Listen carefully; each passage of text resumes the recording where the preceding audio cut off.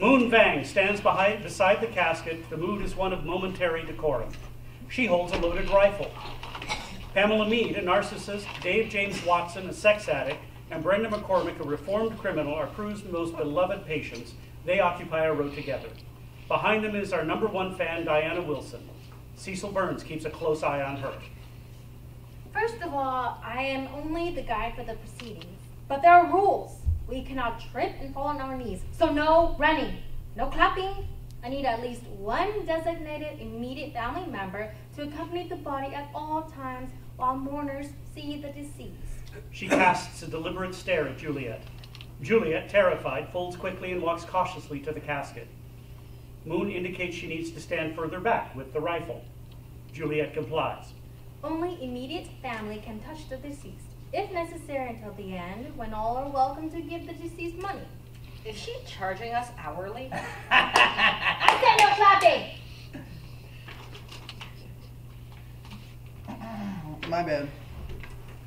Please observe, any bug or animal may be a representation of the deceased, such as an bird flying into the room or a bug crawling on the floor. So please do not disturb any creature, large or small, in the funeral area. And lastly, all women on their menstrual cycle must be given a red cotton string tied around their wrist. So please raise your hand now if you're currently menstruating. Seriously? You are a target for evil spirits. Juliet, Pamela, and Diana all raise their hands. They silently have an awe moment because they're synced up. Burns walks around and ties red cotton strings to their raised hands. Moon lowers her rifle at ease. Moon begins hanging a poster of Prue on horseback, surrounded by a rooster, cow, and water buffalo from the casket. I will need to put up this poster of Prue. You may have a lot of questions like, what's with the animals and why is she riding a horse? This is how she travels in the spirit realm.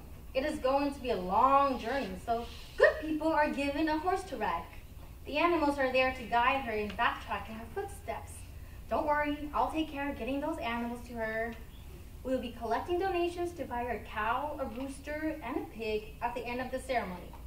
In 3 days, we will call the spirit of Prue again to her home and set her spirit free of the earth.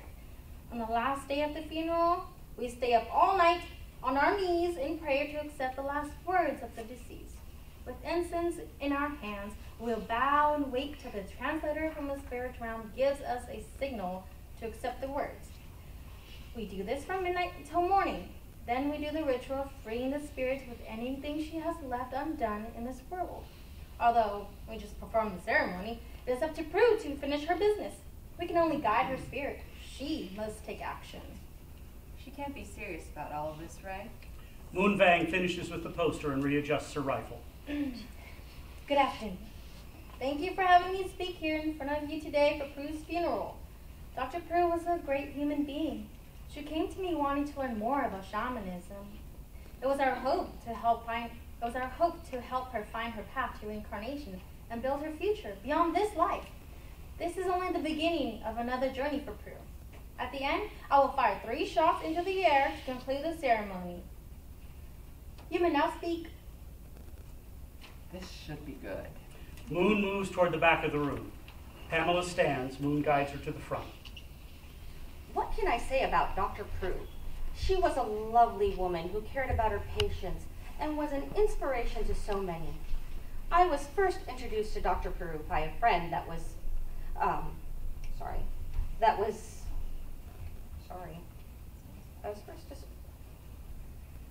so inspired by her many books that she thought I would benefit from her wisdom. We met at a book signing at Barnes & Noble, and my friend Kim worked at. I was struck all at once by her calm and professional manner. I asked her for a business card, and I was able to get an appointment, and I've been with her for 10 years. OMG. I just realized we've only been seeing each other for 10 weeks. Why does it seem so much longer? I'm sorry, where I met Dr. Prue was a lie. I first met Dr. Prue and her husband, okay, it was one of her patients, at a private swingers club. We were all naked in a hot tub with 3 other couples, and all these people were doing was bitching about their kids like they were at the goddamn PT fucking A. I've never spent such a boring Saturday night before in all my life, and I grew up on military bases in foreign countries during monsoon season. Sorry, I shouldn't have said that. Please disregard what was just said. But that was when I realized that Dr. Prue would go the extra mile for her patients. Anyway, when I was in session with Dr. Prue, she was always giving me great advice on how to handle people and how to tell little white social lies. Is that a racist comment? I mean, why is a little white lie better than any other lie? Anyway, Dr. Prue was helping me tell little white lies since it would help me with my income since I work in retail. I really hate it when people ask me how they look in something. I always try to be encouraging, but I'm a firm believer in just because that comes in your size doesn't mean you should wear it. Oh. Besides that, I couldn't help but tell that woman that her butt looked like two dogs trapped under a blanket wrestling to get out. Has anyone else noticed how Dr. Prue looks like a $2 whore on a 50-cent night? I mean, really, orange blush, electric blue eyeshadow, coral lipstick, and her hair. I don't know about any of you, but I wouldn't be caught dead in that outfit. Hey! She looks like she was made up by a guy from the Jersey Shore. Mr. Burns, who is responsible for this look? I'm sorry, I've seen the way you dressed and how you decorated your establishment. Has anyone ever told you you look like a curly-headed, smiley, hippie version of Lurch? I mean, you're a handsome man. I think you look great with short hair and a better-fitting suit. I'm thinking double-breasted jacket and a shirt with French cuffs. Has anyone else really looked at this room? Why is it so tacky?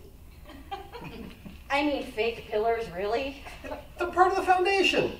And the fake plants? We really couldn't have sprung for some fresh flowers? Those are real. No way. They look great. Anyway, Dr. Prue was a world-renowned therapist. Why would anyone let her get made up by a guy who looks like that? I mean, and Shaman, did you really have to spit on everything? And what is it that you're wearing? And WTF about the rifle? I'm sorry I'm not hip to your culture, but I didn't know Dr. Prue was into all that. I know she was into a lot of other things.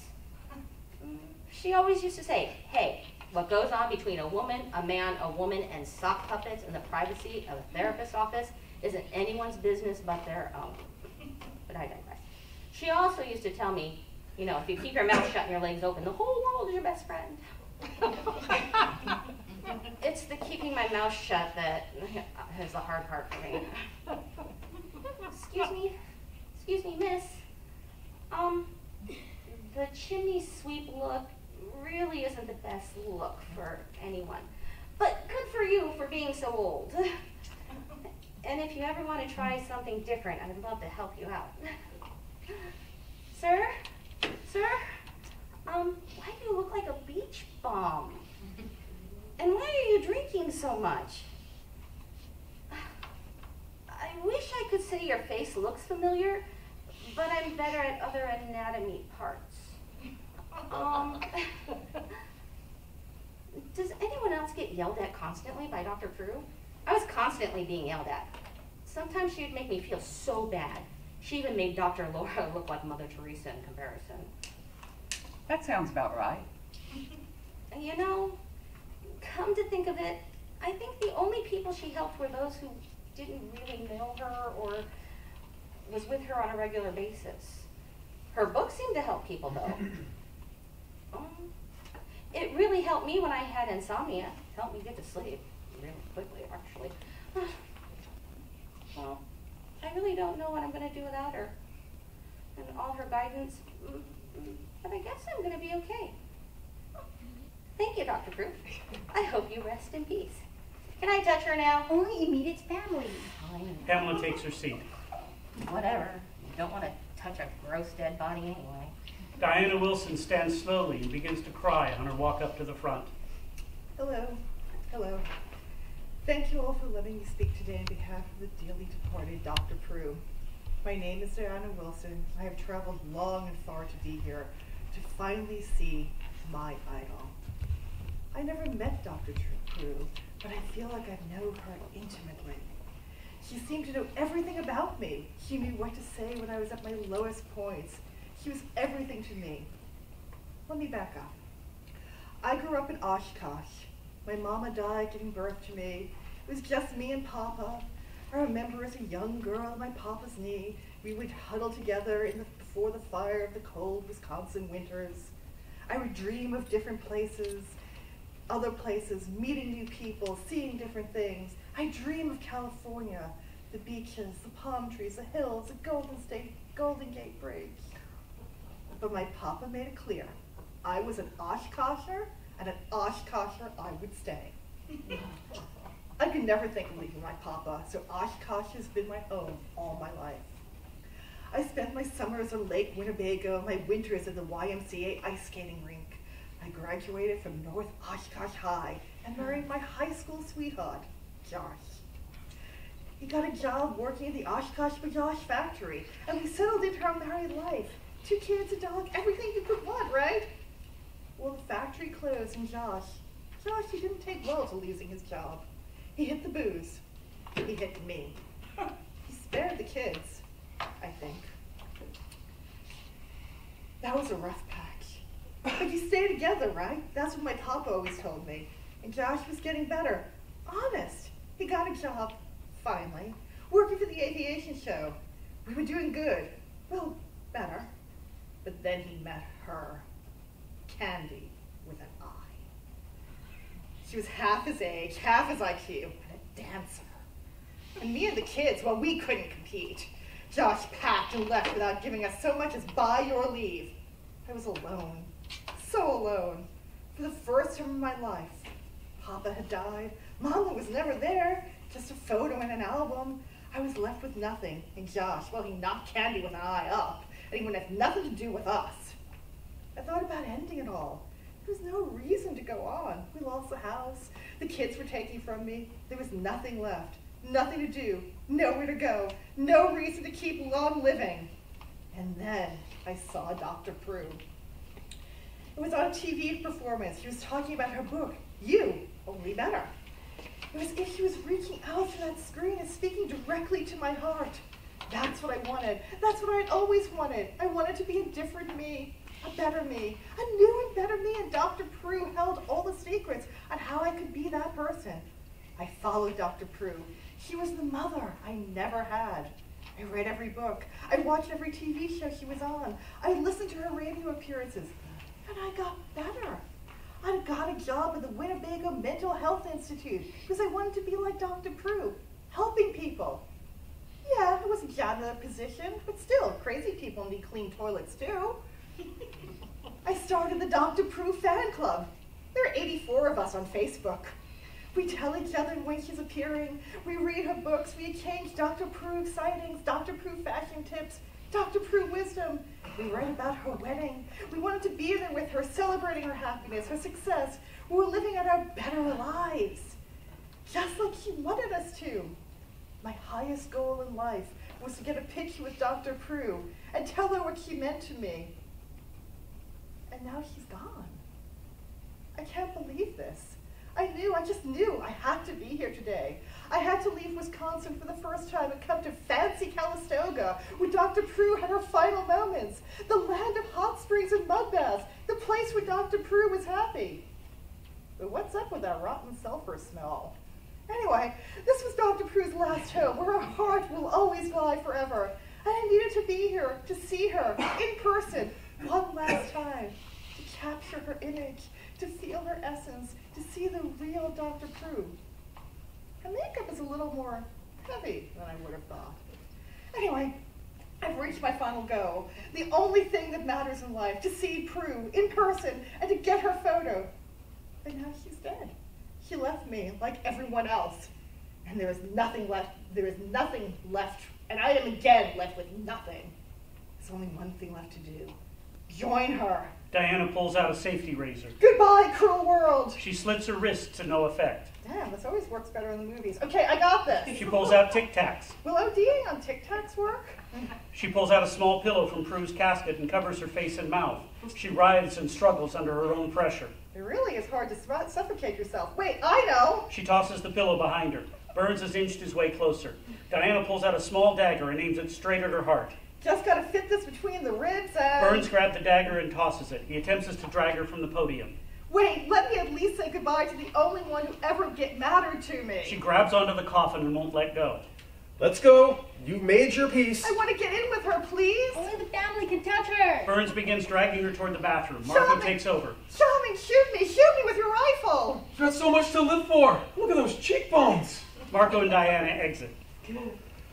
Ladies and gentlemen, Ms. Wilson was just overwrought with emotion. She's going to be fine.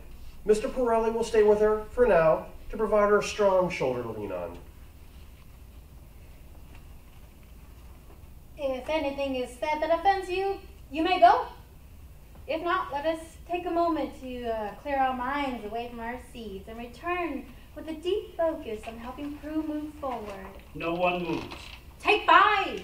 They get it. Cody heads to the bar. Marco walks Diana Wilson to the bathroom if they haven't already exited. Burns is avoiding a barrage of criticisms from Pamela. He yells out to the NBC room. Taking 5. Brenda approaches the casket. Hi, Juliet? Yes, hello. Thank you for coming. I recognize you. I'm Brenda McCormick. Brenda McCormick, all grown up. Wow, you turned out loads better than I expected. I showed up to pay my respects to Dr. Prue. She was alright. Dr. Prue helped me through some bad shit. She always had faith in me. She actually saw something positive in me when everyone else, including myself, saw a drugged out loser serving time going nowhere. See, I helped somebody. Yes, my mother was a freaking miracle worker. Why, just look at me. Look at all of this. Yeah. Hey, I'm just going to guess here, but you seem pretty angry. And I get your unhappiness, but what's all this about? Your mother always told me the best way to control your rage. She remembers that? My God, that was 2 decades ago. Please. Sorry. I want to express my sympathy for your loss and let you know that her therapy saved my life. Sweet Brenda. Well, good for you. Don't ruin this moment for me. She's my one real success story. Please. I was one of her first patients back in the day before Dr. Prue became a TV star and all famous. And I want to tell you that you were so special to her. She talked about you many times. Dr. Prue regularly came down to the prison in Chowchilla to give sessions with me and others. Maybe I was her guinea pig, whatever, but she was the only one who could cut through the negative bullshit I had in my head. Yeah, I owe her. Well, then I'm happy for you. Wait a sec, Juliet. Dr. Prue helped me unlovable losers like me. But you, she loved. She felt bad for us, but she loved you. You were lucky. You had a successful, smart mother who had your back. Many of us don't have that, so give her real. I get it. You think I should stop feeling sorry for myself. Took the shot. Sour isn't your best look. Your mother told me the best way to control your anger was to acknowledge your gifts, your blessings. You were always number 1 on her list before anything. You were number 1. Look, for a long time, number 1 on my list was staying sober or going 30 days without beating the shit out of someone. My family never even made it the top 80. Always number 1. I'm sorry, Brenda. I'm not trying to diminish my mother's positive role in your life. I'm sorry if I'm being insensitive or whatever. It's just been a very hard day for more obvious reasons. Of course. We never had a tidy, clean bow on our relationship, you know? Like, there's a lot left unsaid. You have had that closure. Your session was up. You said goodbye. It's not too late to say goodbye to her. Oh, yeah. I'm sure she's here somewhere watching the cannibals do their death dance. I'm closer than you'd think. Seriously, though, say goodbye. I'm sure you can't embarrass yourself in front of these people. Yeah, it can't be any worse than attempted suicide. When Dr. Prue died, some of us felt abandoned, but you never were. She'll always be a part of you. She's here, in you. Look, I need smoke. Brenda exits. Juliet moves to the bar and Moon stops her. She has to stay at the casket. Moon then watches Prue as she moves. Prue watches Moon watching her. Hi. It will take a couple days to get used to the spirit realm. I'm sorry? Your mother. It will take a couple of days for her to adjust to the spirit realm. Well, if the spirit realm is anything like this one, I'm sure she'll have minions by the dozens throwing themselves on the knives at her command. She won't have time for that. She instead should be strong and make smart decisions to surpass any giants, man-eating rocks, or hungry ghosts that cross your path. My path? Her path. I wouldn't mind a giant. Okay, weird.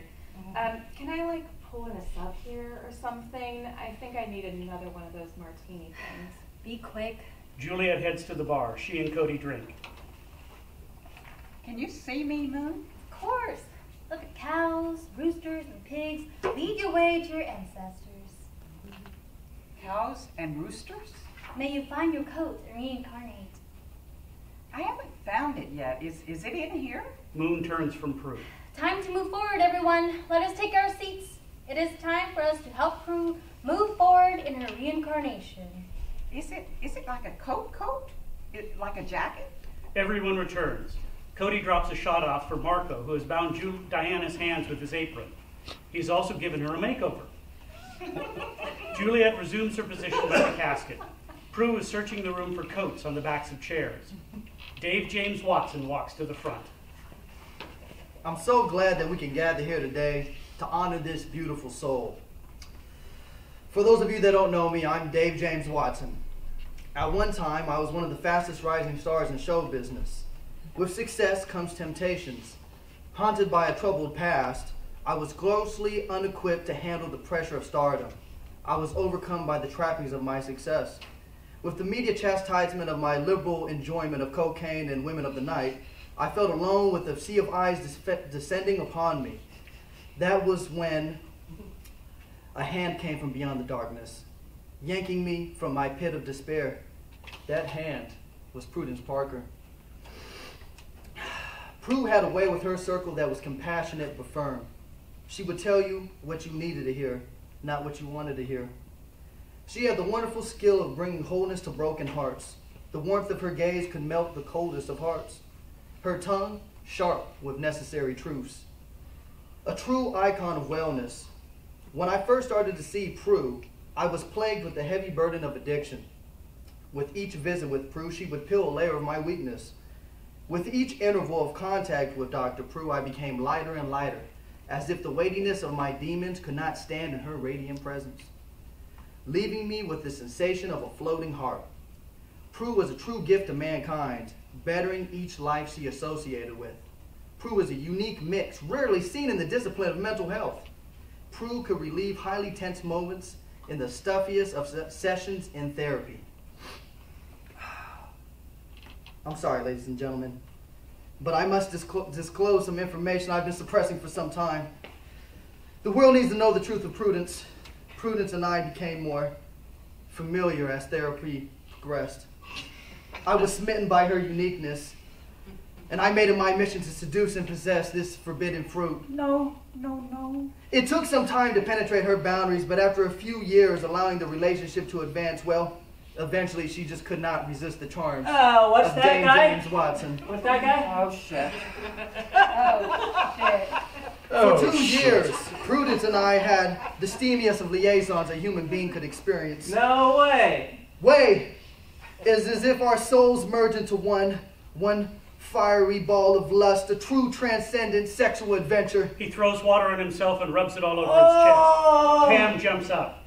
I banged Dave too. Not true. I would have. Me too. Call me. You son of a bitch! You slept with my wife! Oh, shit. shit. Oh, shit. I couldn't keep this secret in any longer. I had to purge myself of my guilt, and it feels so damn good. Okay, well, how'd you like to see Prue today? He runs to tackle Dave. No running! Burns catches him. Whoa, whoa, we're not prepared for that. I'm gonna kill ya! Listen to me. From her strength of will, she ended the relationship even though I wanted to continue.